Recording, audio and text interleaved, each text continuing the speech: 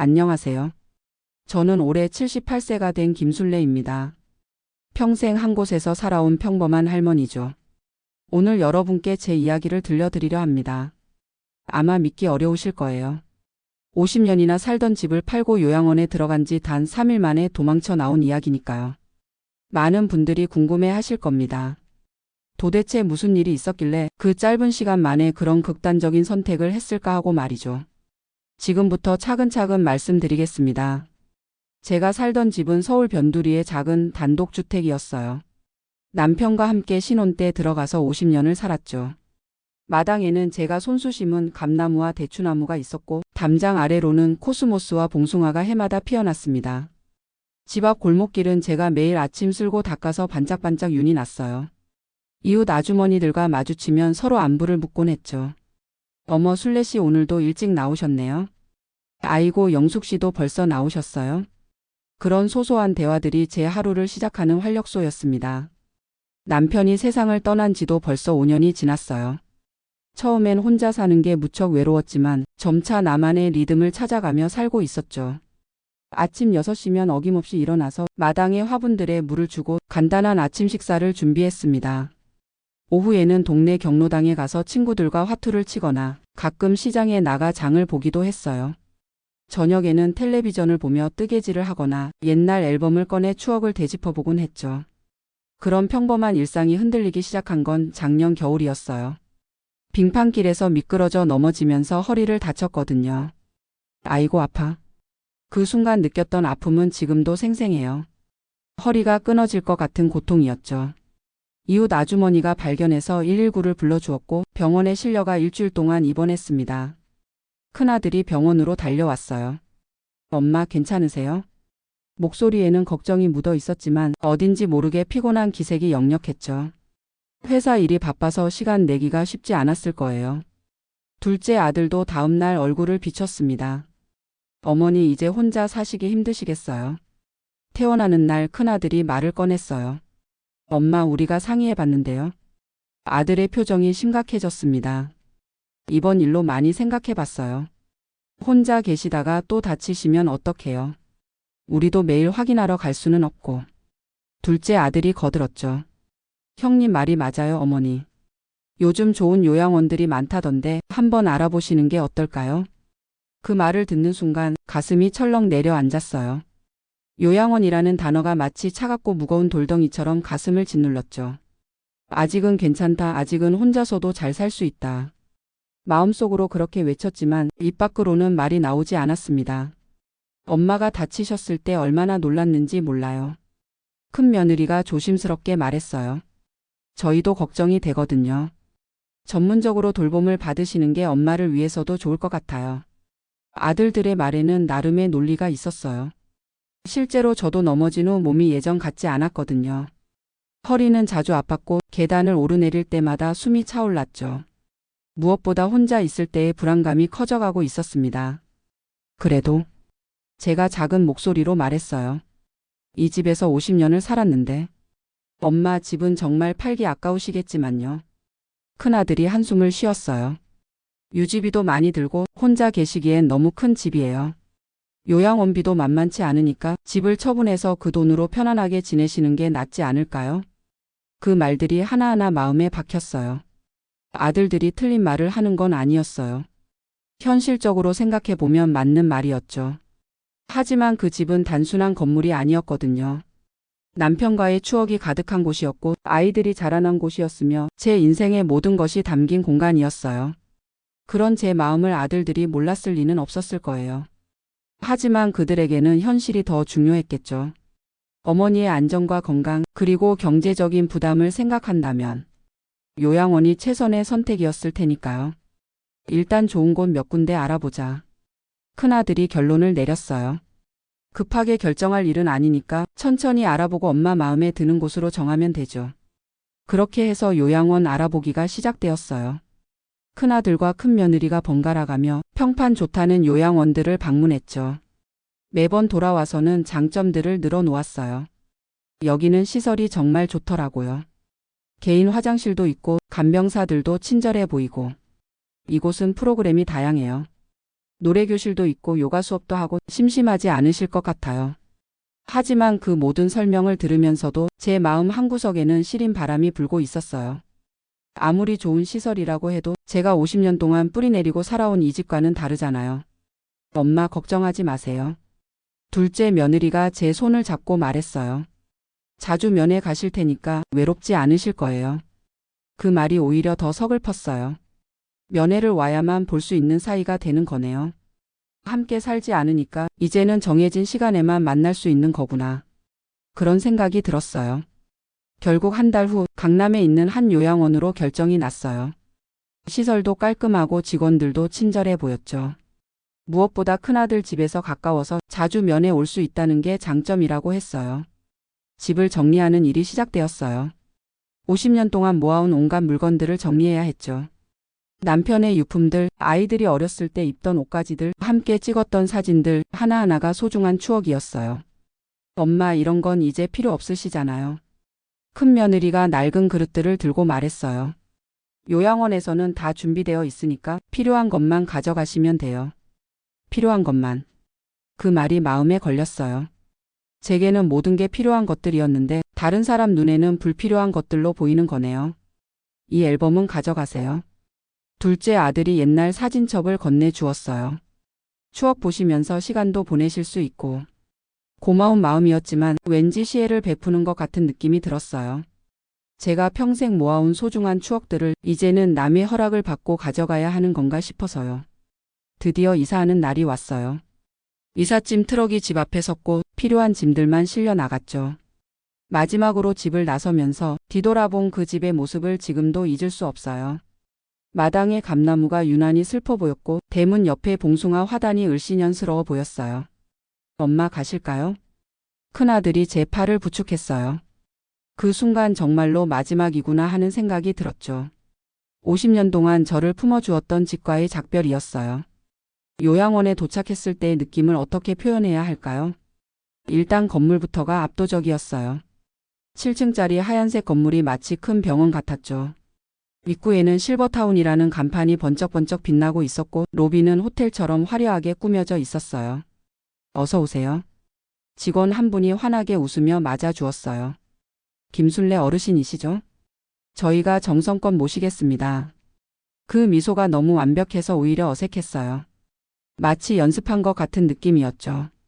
아들들은 만족스러워했지만 저는 왠지 모르게 어색함을 감출 수 없었어요. 제 방은 3층에 있었어요. 방 크기는 작았지만 깔끔했고 개인 화장실과 작은 베란다도 있었죠. 침대와 옷장, 작은 테이블이 구비되어 있었어요. 시설이 정말 좋네요. 큰 며느리가 만족스러워했어요. 엄마 여기서 편안하게 지내세요. 아들들이 짐을 정리해주고 갔어요. 혼자 남겨진 그 순간 갑자기 숨이 막히는 것 같았어요. 창문 너머로 보이는 건 다른 건물들의 벽면뿐이었고 마당도 감나무도 봉숭아도 없었어요. 그날 저녁 식사 시간이었어요. 식당으로 내려가니 많은 어르신들이 앉아 계시더군요. 하지만 이상하게도 조용했어요. 각자 자기 자리에 앉아서 묵묵히 식사를 하고 계셨죠. 제 자리는 창가 쪽 테이블이었어요.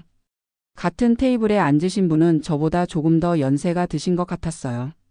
안녕하세요. 제가 먼저 인사를 건넸어요. 저는 오늘 들어온 김순례라고 합니다. 그분이 고개를 들어 저를 보시더니 작게 고개만 끄덕이셨어요. 말씀은 하지 않으셨죠. 여기 오신 지 오래되셨어요? 다시 말을 걸어봤지만 여전히 대답은 없었어요. 다른 분들께도 말을 걸어봤지만 모두 비슷한 반응이었어요. 식사를 하면서 주변을 살펴보니 다들 무표정하게 앞만 보고 계셨어요. 가끔 간병사가 지나가면 약간 긴장하는 기색을 보이셨고 서로 대화하는 분들은 거의 없어 보였어요. 어르신들 식사 맛있게 하세요. 간병사 한 분이 지나가며 말했어요. 하지만 그 말투가 어딘지 형식적이었어요. 마치 매뉴얼에 있는 말을 그대로 하는 것 같았죠. 첫날 밤 잠을 이룰 수가 없었어요. 침대는 너무 딱딱했고 방 안은 소독약 냄새가 났어요. 무엇보다 너무 조용했어요. 집에서는 밤에도 이런저런 소리가 들렸는데 여기는 마치 진공 속 같았어요. 새벽 4시쯤 되어서야 겨우 잠이 들었는데 6시에 기상 방송이 나왔어요. 어르신 여러분 기상 시간입니다. 세면 후 7시까지 식당으로 내려오시기 바랍니다. 집에서는 제가 원하는 시간에 일어나서 마당에 나가 꽃에 물도 주고 새들 지저귀는 소리도 들으며 하루를 시작했는데 여기서는 정해진 시간에 맞춰 움직여야 하는 거네요. 아침 식사 때도 마찬가지였어요. 메뉴는 정해져 있고 식사 시간도 정해져 있고 심지어 앉는 자리도 정해져 있었어요. 김순례 어르신, 오늘부터 건강체조에 참여하시면 돼요. 간병사가 저에게 일정표를 주었어요. 오전 9시 건강체조, 오후 2시 노래교실, 4시 산책 시간입니다.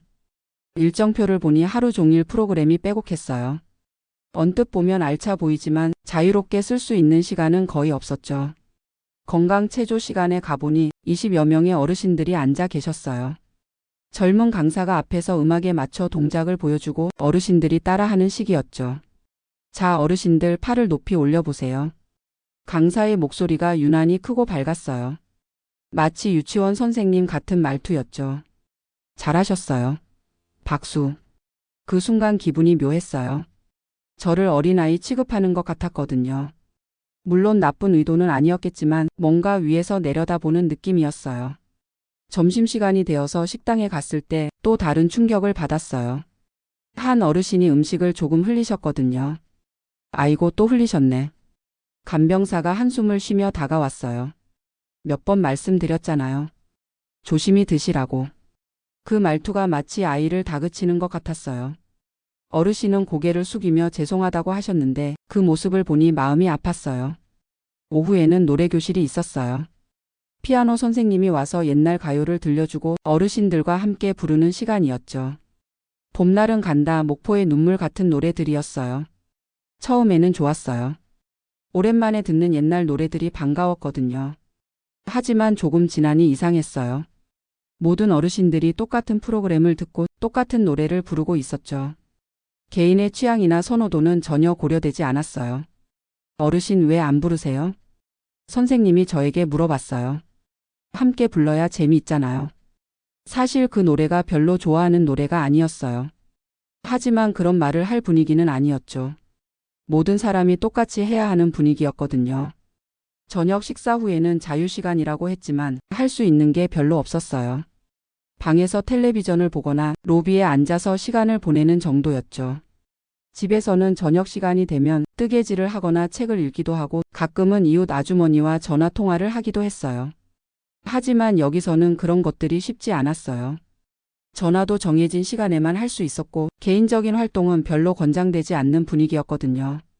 이틀째 되는 날 더 이상한 일들을 경험했어요. 아침에 일어나서 평상시보다 조금 늦게 세면장에 갔는데 간병사가 째려보더군요. 어르신, 시간 맞춰서 움직이셔야죠. 다른 분들 다 기다리고 계신데요. 제가 5분 늦었을 뿐인데 마치 큰 잘못을 저지른 것처럼 말하는 거예요. 집에서는 제가 원하는 시간에 씻고 원하는 시간에 식사했는데 여기서는 모든 게 시간표에 맞춰 돌아가야 하는 거네요. 점심시간에 또 다른 일이 있었어요. 반찬이 너무 짜서 물을 달라고 했거든요. 물은 식사 전에 미리 준비되어 있어요. 간병사가 시큰둥하게 대답했어요. 식사 중에는 물을 따로 드리지 않습니다. 규정이라고 하더군요. 하지만 정말 목이 말랐는데 융통성 있게 해줄 수는 없는 건가요? 집에서는 목이 마르면 언제든 물을 마실 수 있었는데 여기서는 그것도 규정에 따라야 하는 거네요. 오후에는 더 충격적인 일이 있었어요. 산책 시간에 다른 어르신과 대화를 나누고 있었는데 간병사가 다가와서 제지했어요. 어르신들, 산책은 조용히 하는 거예요. 너무 시끄럽게 떠드시면 다른 분들이 불편해하세요. 우리가 그렇게 크게 이야기한 것도 아니었어요. 그냥 일상적인 대화를 나누고 있었을 뿐인데 그것도 제지당하는 거네요. 그날 저녁 정말 답답했어요. 마치 감옥에 갇힌 것 같은 느낌이었죠. 모든 게 통제되고 개인의 의견이나 선택권은 전혀 없었어요. 무엇보다 가장 서러웠던 건 아무도 저를 개별적인 존재로 봐주지 않는다는 거였어요. 모든 사람이 똑같은 어르신으로 취급받았고 각자의 개성이나 선호도는 무시되었어요. 집에서는 제가 김순례였어요. 50년 동안 이 동네에서 살아온 나름의 개성과 취향을 가진 한 사람이었죠. 하지만 여기서는 그냥 어르신 중 한 명일 뿐이었어요.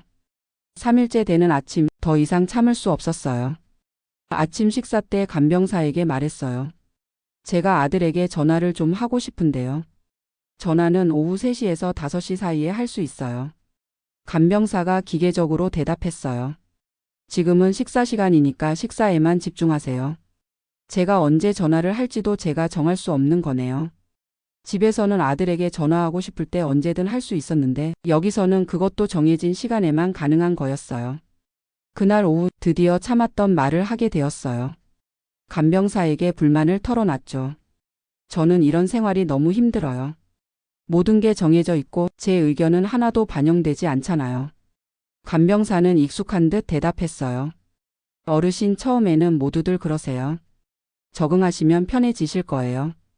규정이 있어야 모든 분들이 공평하게 지낼 수 있거든요. 공평하게. 그 말이 마음에 걸렸어요. 공평하다는 건 모든 사람을 똑같이 취급한다는 뜻인데 저는 다른 사람과 똑같은 사람이 아니에요. 저만의 개성과 선호도가 있는 사람이거든요. 그날 저녁 혼자 방에 앉아서 생각했어요. 과연 이런 생활이 제가 원했던 노후일까? 안전하고 편안하다고는 하지만 저답게 살 수 있을까? 창밖을 보니 해가 지고 있었어요. 집에서는 마당에 앉아서 석양을 바라보곤 했는데 여기서는 작은 창문 너머로만 볼 수 있었어요. 그마저도 다른 건물들에 가려져서 온전히 보이지 않았죠. 그 순간 깨달았어요. 제가 원했던 건 단순히 안전한 환경이 아니었어요. 제가 저답게 살 수 있는 공간이었죠. 비록 불편하고 위험할지라도 제 의지로 선택하고 결정할 수 있는 삶이었어요. 다음 날 아침 결심했어요. 더 이상 여기서는 살 수 없다고. 아들들이 실망할 수도 있지만 제 존엄성을 지키는 게 더 중요하다고 생각했어요. 아침 식사를 마치고 간병사에게 말했어요. 저는 이곳을 나가고 싶습니다. 간병사가 놀란 표정으로 저를 봤어요. 어르신 갑자기 왜 그러세요? 적응하시면 좋아지실 텐데. 적응이 문제가 아니에요. 제가 단호하게 말했어요. 저는 이런 식으로는 살 수 없어요. 보호자분께 연락드려야겠네요. 간병사가 당황하며 말했어요. 혼자서는 결정하실 수 없어요. 보호자. 그 단어가 마음에 걸렸어요. 언제부터 제가 보호받아야 할 존재가 된 거죠? 78년을 살면서 혼자서도 충분히 판단하고 결정할 수 있는데 왜 다른 사람의 허락을 받아야 하는 거예요? 1시간 후 큰아들이 전화를 했어요. 엄마 무슨 일이에요? 갑자기 나간다고 하시면 어떡해요? 아들아 엄마는 여기서 살 수 없겠다. 제가 차분하게 말했어요. 집으로 돌아가고 싶어. 엄마 집은 이미 팔렸어요. 그리고 혼자 사시다가 또 다치시면 어떡해요? 아들의 목소리에는 걱정과 함께 약간의 짜증이 섞여 있었어요. 아마 회사에서 급하게 전화를 받았을 테니 당황스러웠을 거예요. 그래도 여기서는 못 살겠어. 제가 고집을 부렸어요. 차라리 작은 방이라도 얻어서 혼자 살고 싶다. 엄마 정신 차리세요.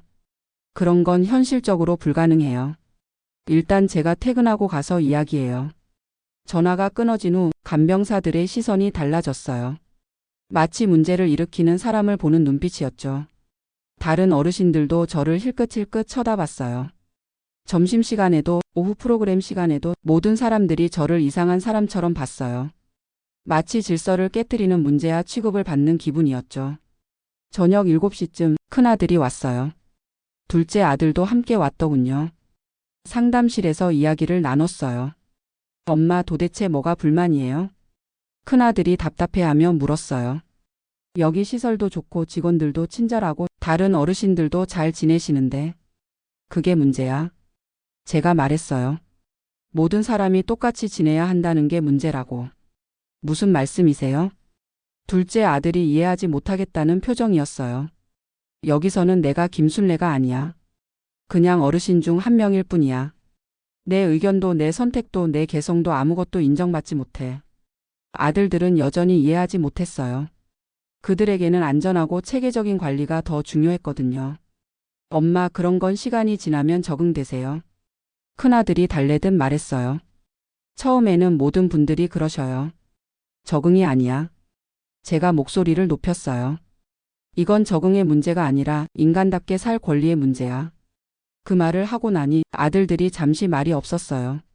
아마 제가 이렇게 강하게 의견을 표현하는 걸 오랜만에 봤을 거예요. 그럼 어떻게 하시려고요? 둘째 아들이 조심스럽게 물었어요. 집은 이미 계약이 끝났고 혼자 살기에는 너무 위험해요. 작은 원룸이라도 얻어서 살겠어. 제가 단호하게 말했어요. 비좁고 불편해도 상관없어. 내가 내 의지로 선택할 수 있는 곳에서 살고 싶어. 엄마 그런 건 말도 안 돼요. 큰아들이 고개를 저었어요. 원룸비에 생활비까지 하면 돈이 얼마나 들어가는데요? 그건 내가 알아서 할게. 제가 대답했어요. 50년 살면서 모은 돈이 있어. 그걸로라도 내 방식대로 살고 싶어. 아들들과 1시간 넘게 실랑이를 벌였어요. 그들은 현실적인 문제들을 계속 제기했고 저는 제 의지를 굽히지 않았죠. 결국 타협안이 나왔어요. 일단 한 달만 더 지내보고 그래도 적응이 안 되면 다른 방법을 찾아보자는 거였어요. 하지만 저는 이미 결심했어요. 한 달을 더 기다릴 수 없다고. 하루하루가 제 존재감을 깎아내리고 있었거든요. 그날 밤 아들들이 간 후에 혼자 생각했어요. 어떻게 하면 여기서 나갈 수 있을까? 아들들의 허락 없이도 나갈 방법이 있을까? 다음날 아침 새벽 5시에 일어났어요. 아직 기상 방송이 나오기 전이었죠. 조용히 짐을 쌌어요. 많지 않았어요. 옷가지 몇 벌과 사진첩 그리고 소중한 물건 몇 개뿐이었어요. 6시쯤 되어서 조용히 방을 나왔어요. 복도는 조용했고 간병사들도 아직 근무 교대 시간이라 정신없어 보였어요. 엘리베이터를 타고 1층으로 내려갔어요. 로비에는 경비원 한 분만 계셨고 그분도 졸고 계시는 것 같았어요. 출입문을 향해 걸어갔어요. 그때까지만 해도 누군가 제지할 줄 알았는데 의외로 쉽게 밖으로 나올 수 있었어요. 바깥 공기를 마시는 순간 정말 오랜만에 자유로움을 느꼈어요. 비록 갈 곳은 없었지만 적어도 제 의지로 선택한 자유였어요. 지하철역까지 걸어갔어요. 아침 일찍이라 사람들이 많지 않았죠. 어디로 가야 할지 막막했지만 일단 예전에 살던 동네로 가기로 했어요. 지하철을 타고 가면서 창밖을 바라봤어요. 서울의 아침 풍경이 제 눈에는 새롭게 보였어요. 3일 동안 갇혀 있다가 나오니 모든 게 소중하게 느껴졌거든요. 예전 동네에 도착해서 옛집 앞을 지나갔어요. 이미 새 주인이 들어왔는지 마당이 말끔히 정리되어 있었어요. 제가 키우던 화분들도 모두 사라졌더군요. 동네 슈퍼에 들러서 사장님께 인사를 드렸어요. 어머 술래 아주머니. 사장님이 반갑게 맞아주셨어요. 어떻게 오셨어요? 요양원에 들어가셨다고 들었는데. 잠깐 나왔어요. 제가 애매하게 대답했어요. 혹시 이 근처에 원룸 같은 거 있는지 아세요? 사장님이 고개를 갸우뚱하셨어요. 원룸이요? 아, 뒷골목에 고시원이 몇 개 있긴 한데. 아주머니가 거기서 사시기엔. 괜찮아요. 작아도 상관없어요. 결국 사장님 소개로 뒷골목의 작은 고시원을 보게 되었어요. 방은 정말 작았어요. 침대 하나 놓으면 발 뻗을 공간도 별로 없을 정도였죠. 하지만 제 공간이었어요. 제가 원하는 대로 꾸밀 수 있는 공간이었어요. 고시원 사장님은 처음에 걱정하셨어요. 아주머니 여기는 젊은 사람들이 주로 사는 곳인데. 괜찮으실까요? 괜찮습니다. 제가 단호하게 말했어요. 오히려 젊은 사람들과 함께 있으면 활기가 날 것 같아요. 계약을 하고 보증금과 한 달치 월세를 냈어요. 50년 살던 집을 판 돈에서 나온 거였으니 충분히 여유가 있었어요. 그날 오후 아들들이 전화를 했어요. 요양원에서 제가 없어졌다고 연락이 왔다는 거였어요. 엄마 어디 계세요? 큰아들의 목소리가 다급했어요. 요양원에서 난리가 났어요. 걱정하지 마라. 제가 차분하게 말했어요. 엄마는 괜찮아. 이제 내 집이 생겼어. 어디요? 어디 계신다고요? 주소를 알려주자 아들들이 바로 달려왔어요. 고시원을 보더니 기가 막힌다는 표정이었어요. 엄마 이런 곳에서 어떻게 살아요? 큰 며느리가 울상을 지었어요. 요양원이 천국이에요. 여기에 비하면. 천국은 내가 정하는 거야. 제가 웃으며 말했어요. 비좁아도 여기는 내 공간이야. 아무도 나한테 언제 일어나라, 언제 밥 먹으라 하지 않아. 아들들은 계속 설득했어요. 하지만 제 마음은 이미 정해져 있었어요. 엄마 뜻이 그렇다면 어쩔 수 없네요. 결국 큰아들이 포기하듯 말했어요. 대신 조건이 있어요. 매일 안부 전화 드릴 테니까 꼭 받으세요. 그리고 아프시면 바로 연락하세요. 그렇게 해서 새로운 생활이 시작되었어요. 고시원 생활은 정말 불편했어요. 화장실과 샤워실은 공동으로 써야 했고 요리도 제대로 할 수 없었어요. 밤에는 옆방에서 나는 소음 때문에 잠을 설치기도 했죠. 하지만 자유로웠어요. 아침에 일어나고 싶을 때 일어나고 밥을 먹고 싶을 때 먹고 산책을 하고 싶을 때 나가고 모든 게 제 의지대로였어요. 고시원 주변에는 젊은 사람들이 많았어요. 처음에는 어색했지만 점차 익숙해졌어요. 편의점에서 라면을 사서 끓여 먹기도 하고 근처 카페에서 커피를 마시기도 했어요. 몇 주가 지나자 동네 분들과도 안면을 트게 되었어요. 어머, 여기 할머니가 혼자 사시네. 네, 그냥 자유롭게 살고 싶어서요. 그런 대화들이 즐거웠어요.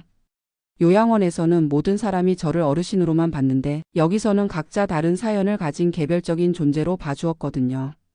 어느 날 옆방에 사는 대학생이 말을 걸어왔어요. 할머니 혹시 아프신 거 아니에요? 밤에 기침 소리가 많이 들리던데. 그 젊은이의 관심이 진심으로 느껴졌어요. 업무적이거나 의무적인 관심이 아니라 진짜 걱정하는 마음이었죠. 고마워 아가야. 감기가 조금 걸린 것 같아. 약국에서 감기약 사다 드릴까요? 그런 자연스러운 배려가 정말 고마웠어요. 요양원에서는 아파도 정해진 시간에 정해진 절차를 거쳐야 했는데 여기서는 즉시 도움을 받을 수 있었어요. 한 달 후 아들들이 다시 찾아왔어요. 이번에는 설득하려는 게 아니라 제 선택을 인정하러 온 것 같았어요. 엄마 정말 괜찮으세요? 큰아들이 걱정스럽게 물었어요. 응, 괜찮아. 제가 활짝 웃으며 대답했어요. 불편하긴 하지만 행복해. 행복하다고요? 그래. 내가 내 인생의 주인이 된 기분이야. 78살이 되어서야 처음으로 느끼는 거야. 아들들의 표정이 복잡했어요. 걱정과 안도감이 섞여 있었죠. 그래도 건강은 잘 챙기세요. 둘째 아들이 당부했어요. 우리가 자주 올 테니까 뭔가 필요하시면 언제든 말씀하세요. 그 후로 몇 달이 지났어요. 겨울이 오고 봄이 왔어요. 고시원 생활은 여전히 불편했지만 저는 만족했어요. 무엇보다 제가 저답게 살 수 있다는 게 좋았어요. 아침에 일어나서 무엇을 할지, 어디로 갈지, 무엇을 먹을지 모든 걸 제가 결정할 수 있었거든요. 어느 날 고시원 앞에서 옛 요양원 친구를 우연히 만났어요. 저와 같은 시기에 입소했던 분이었는데 가족들이 면회를 오셨다가 우연히 저를 본 거였어요. 어머, 김술래님. 그분이 반갑게 인사하셨어요. 여기서 뭘 하세요? 여기서 살고 있어요. 제가 대답했어요. 여기서요? 이런 곳에서 어떻게 살아요? 제가 선택한 거예요. 제가 웃으며 말했어요. 어떠세요, 요양원 생활은? 그분의 표정이 어두워졌어요. 뭐, 그냥 살아요. 다들 잘해주시긴 하는데. 그 말 속에 깊은 체념이 느껴졌어요. 아마 저와 비슷한 마음이셨을 거예요. 하지만 선택할 용기가 없었던 거겠죠. 집으로 돌아가면서 생각했어요. 과연 제가 옳은 선택을 한 걸까? 아들들은 여전히 걱정하고 있고 주변 사람들도 제 선택을 이해하지 못해요. 하지만 확실한 건 저는 지금 제가 원하는 삶을 살고 있다는 거예요. 비록 불편하고 때로는 외롭지만 제 의지로 선택한 삶이에요. 78세가 되어서야 깨달은 건데 나이가 들수록 더 중요한 건 안전이나 편안함이 아니라 자기 의지로 선택할 수 있는 자유인 것 같아요. 요양원에서의 그 3일은 정말 짧았지만 제 인생에 큰 깨달음을 준 시간이었어요. 아무리 좋은 시설이고 친절한 직원들이 있어도 개인의 존엄성과 선택권이 무시된다면 그건 진정한 돌봄이 아니라는 걸 알았거든요. 지금도 가끔 아들들이 걱정하며 찾아와요. 엄마 정말 괜찮으세요? 더 좋은 곳으로 옮기시는 건 어때요? 하지만 저는 여전히 같은 대답을 해요. 괜찮다. 여기가 좋다. 물론 앞으로 나이가 더 들면 어떻게 될지 모르겠어요. 언젠가는 정말로 도움이 필요한 때가 올 수도 있겠죠. 하지만 그때까지는 제가 선택한 이 자유로운 삶을 지켜나갈 거예요. 50년 동안 살던 집을 떠나는 건 정말 아픈 일이었어요. 하지만 그 과정에서 더 소중한 걸 찾았어요. 바로 제 자신의 존재 가치와 선택할 권리였죠. 요양원에서 도망친 이유가 뭐냐고 물으신다면 간단해요. 저는 김술래라는 한 사람으로 존중받고 싶었고 제 의지로 선택하며 살고 싶었어요. 나이가 들었다고 해서 그런 기본적인 권리까지 포기할 수는 없었거든요. 지금 이 작은 고시원에서 저는 매일 아침 일어나면서 생각해요. 오늘은 무엇을 할까? 어디로 갈까? 누구를 만날까? 그 모든 선택이 제 손에 있다는 게 정말 행복해요. 78세에 찾은 진정한 자유, 그게 바로 제가 요양원에서 도망친 이유입니다.